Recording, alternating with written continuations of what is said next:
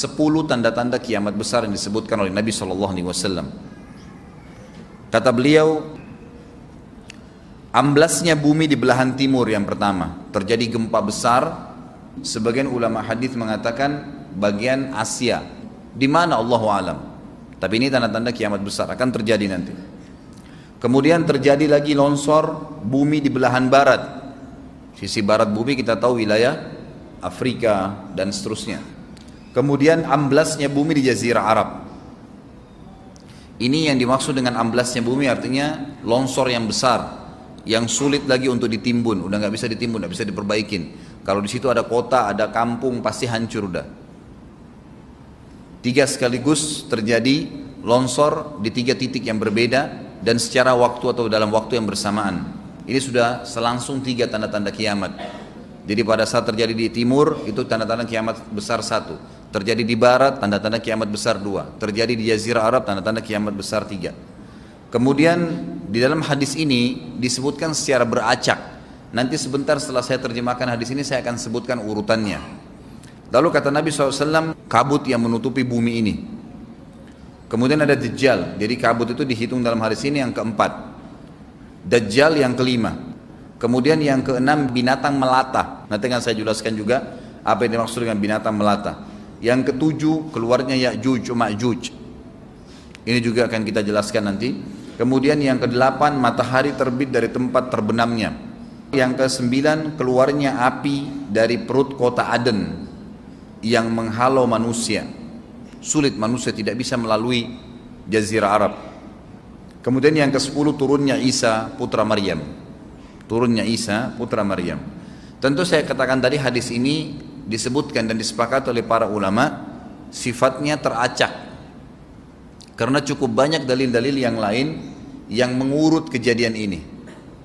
Urutan yang pertama dari 10 ini adalah keluarnya Dajjal. Ini urutan pertama. Dajjal, jemaah sekalian, adalah diambil dari kata-kata Dajjalah yang berarti kekacauan. Ciri-ciri Dajjal disebutkan dalam banyak hadis yang sahih adalah mata kanannya yang paling pertama rusak seperti anggur kering. Kata Nabi SAW dalam hadis sahih, ketahuilah Dajjal buta mata kanannya dan Tuhan kalian tidak buta, karena dia akan mengaku sebagai Tuhan. Kemudian dia orangnya memiliki kulit yang kehitam-hitaman serta memiliki dahi yang lebar.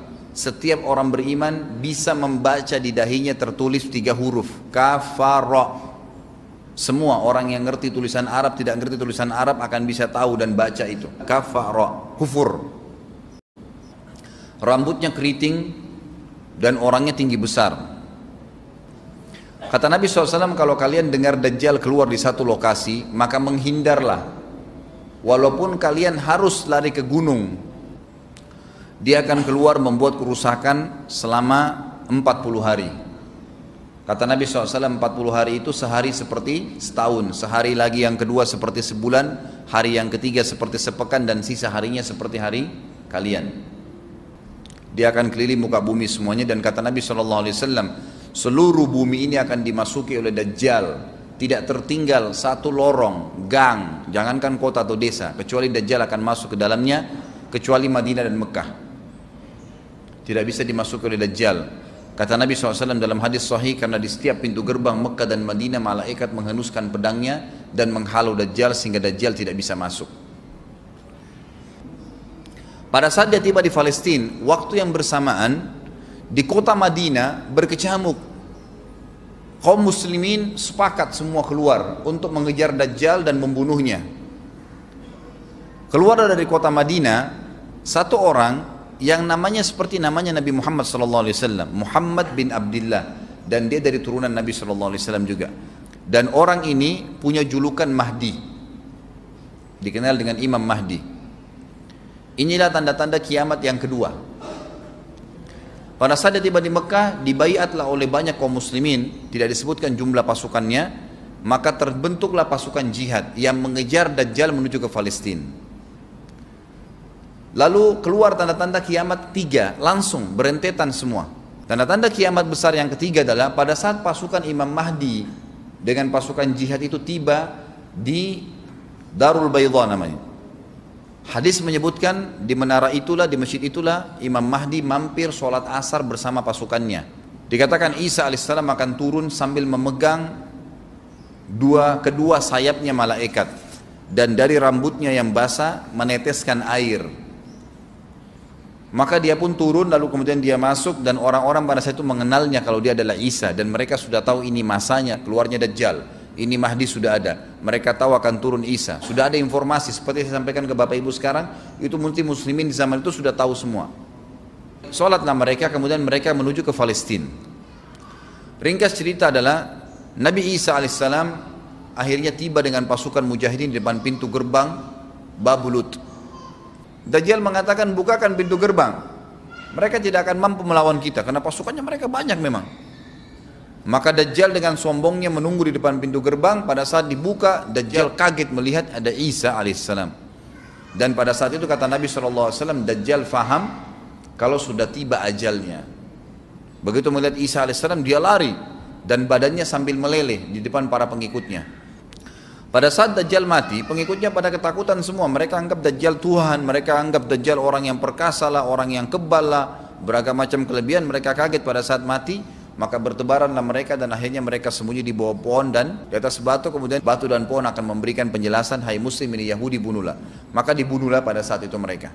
Lalu Nabi Isa alaihissalam memimpin di muka bumi, dan kata Nabi SAW, pada saat itu Islam, agama Islam yang dibawa oleh Nabi SAW akan masuk ke semua rumah di muka bumi, gak tersisa. Satu dunia ini semuanya Islam. Hadis sahih. Maka Nabi Isa alaihissalam memimpin pada saat itu, disebutkan dalam hadis 40 tahun dengan ketenangan menerapkan hukum Islam. Semuanya beriman kepada Allah subhanahu wa ta'ala dan menjadi muslim. Setelah itu keluar tanda-tanda hari kiamat besar yang keempat, yaitu keluarnya Ya'juj dan Ma'juj. Nabi SAW sebutkan ciri-ciri mereka. Mata mereka sobekannya kecil sehingga mata mereka kelihatan seperti sipit, tapi bola matanya besar. Mereka memiliki rambut yang keriting dan mereka memiliki poster yang umumnya seperti poster manusia. Ada hadis yang berbunyi mereka akan mendatangi sebuah sungai, kalau tidak salah namanya sungai Tibria, airnya banyak mengalir. Kata Nabi SAW, mereka semua minum air sungai itu, dan yang terakhir dari mereka datang sudah nggak dapat air. Artinya air sungainya habis diminum. Bayangin berapa banyak jumlahnya itu.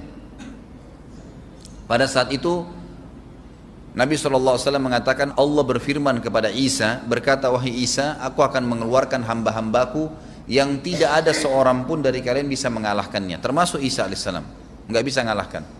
Maka selamatkanlah dirimu bersama dengan pengikut-pengikutmu ke Gunung Tur namanya. Jadi memang Ya'juj ini ciri khasnya, kata Nabi SAW, mereka memakan apa saja. Jadi bukan seperti manusia normalnya. Mereka membunuh semua yang bukan seperti mereka. Sampai-sampai kata Nabi SAW, tidak ada yang bisa mengalahkan mereka dan jumlah mereka sangat banyak. Salah seorang di antara mereka tahu dia akan mati kalau sudah punya 1000 anak. Kata Nabi SAW dalam hadis Bukhari, kecelakaanlah bagi orang-orang yang ada di Jazirah Arab. Kemungkinan besar makna ini adalah tempat mereka dekat dengan Jazirah Arab. Kata Nabi SAW, kecelakaan bagi orang-orang yang Jazirah Arab karena telah terbuka dari lubangnya Ya'juj Ma'juj sebesar ini. Udah kasih isyarat dengan jari ibu jari sama jari tengahnya. Artinya mereka sudah bisa melihat keluar. Pada saat mereka keluar, maka mereka akan mulai membuat kerusakan. Kata Nabi SAW di dalam hadis sahih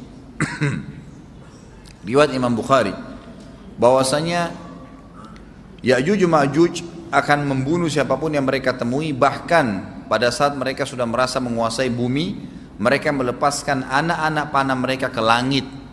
Lalu Allah menurunkan anak-anak panah mereka sebagai fitnah dipenuhi dengan darah. Maka mereka berkata, kami telah membunuh semua yang ada di bumi dan semua yang ada di langit. Kata Nabi SAW, Allah lalu mengizinkan Isa untuk berdoa kepada Allah agar memusnahkan mereka. Maka Isa alaihissalam pun akhirnya berdoa, meminta kepada Allah subhanahu wa ta'ala agar mereka semua dimusnahkan. Maka pada saat itu pun Allah subhanahu wa ta'ala menurunkan kepada mereka hama. Sebagian hadis menyebutkan serangga kecil seperti cacing, banyak sekali yang menimpa tubuh-tubuh mereka. Setiap orang satu. Dan itu membuat mereka mati. Kemudian setelah itu Isa alaihissalam memimpin lagi di muka bumi sampai beliau meninggal.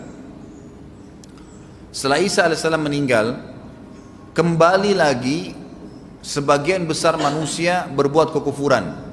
Maka Allah subhanahu wa ta'ala keluarkan tanda-tanda kiamat besar yang kelima. Yang kelima ini adalah keluarnya hewan atau binatang melata.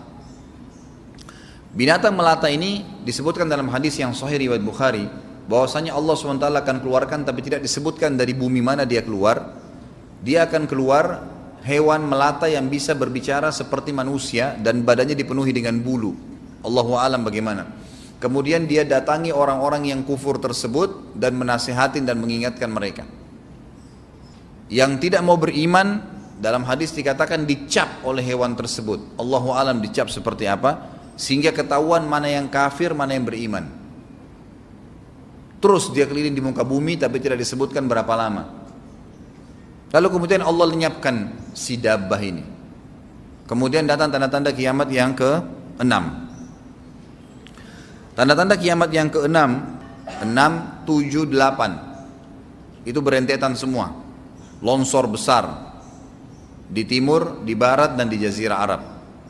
Ini tanda-tanda kiamat terjadi serentak. Sudah 8. Kemudian terjadi yang ke-9, keluarnya api dari negeri atau dari kota Aden. Kota Aden ini di Yaman ya. Tentu hadis menjelaskan tentang masalah api yang keluar ini, artinya api bukan main-main, ini bukan kebakaran sebuah masjid atau sebuah bangunan 10 tingkat. Api ini bisa menghalau manusia untuk jalan karena panasnya. Sebagian riwayat menjelaskan api tersebut akan berdiri seperti gunung yang besar dan dari seluruh pelosok dunia bisa kelihatan. Kita bisa bayangkan bagaimana itu. Yang akhirnya akan menggiring atau menghalangi orang-orang untuk jalan, susah. Sebagian ulama hadis mengatakan mereka nggak bisa jalan, tidak bisa ada penerbangan, tidak bisa ada orang jalan karena panasnya bumi ini dari api tersebut. Dan itu memang kemungkinan besar akan keluar satu waktu, Allahu a'lam kapan. Dan yang terakhir, tanda-tanda kiamat sebelum ditiup sangkakala adalah terbitnya matahari dari tempat terbenamnya. Dan ini sudah terakhir sekali. Makanya kata Nabi SAW, taubat akan diterima sebelum matahari terbit dari tempat terbenamnya. Artinya selama yang lain itu masih ada, masih bisa taubat. Kalau sudah itu, sudah sulit. Ini tanda-tanda kiamat. Sebagian ulama memasukkan tanda-tanda hari kiamat kecil, ada yang masukkan tanda-tanda kiamat besar. Ada dua hal. Yang pertama itu adalah keluarnya Dzu Suwakatain. Ada orang dari negeri Habasyah dikenal dengan Dzu Suwaka. Dzu Suwaka ini sak artinya betis. Diberikan julukan Dzu Suwaka karena betisnya sangat kecil. Orang ini, Bapak Ibu sekalian, kata Nabi SAW akan menghancurkan Ka'bah. Dan kata para ulama pada saat itu memang manusia sudah sunyi, nggak ada lagi yang datangin Ka'bah. Orang-orang sudah lalai gitu kan. Keluarlah orang ini. Makanya sebagian ulama masukkan dia tanda-tanda kiamat sebelum terbitnya matahari dari tempat terbenam. Ditambahkan ini yang ke-11 atau ini yang ke-10, terbitnya nanti kiamat yang ke-11. Kata Nabi SAW, dia akan mencabut batu-batu Ka'bah satu persatu sampai rata dengan tanah. Dan saya sedang dilihatkan oleh Allah sekarang bagaimana pada saat dia mencabut batu itu. Hadis sahih riwayat Bukhari Muslim. Yang terakhir, yang kedua, yang berhubungan juga dengan tanda-tanda kiamat, ada yang memasukkan kiamat kecil, tapi ini lebih dekat dengan kiamat besar. Orang yang terakhir meninggal itu adalah orang dari asli suku Madinah yang sedang mengembala kambing. Kata Nabi SAW, orang yang terakhir meninggal dari kalian kalangan manusia, semua orang sudah mati tinggal dia sendiri, tapi dia nggak tahu. Dia lagi mengembala kambing, kemudian dia masuk dengan gembalanya ke kota Madinah, ditemukan semuanya tidak ada kehidupan, nggak ada orang, nggak ada binatang, nggak ada apa-apa, tinggal dia sendiri. Pada saat dia meletakkan telapak kakinya di kota Madinah, maka pada saat itu dia meninggal. Dan inilah manusia terakhir meninggal sebelum ditiup sangkakala terakhir. Allahu a'lam.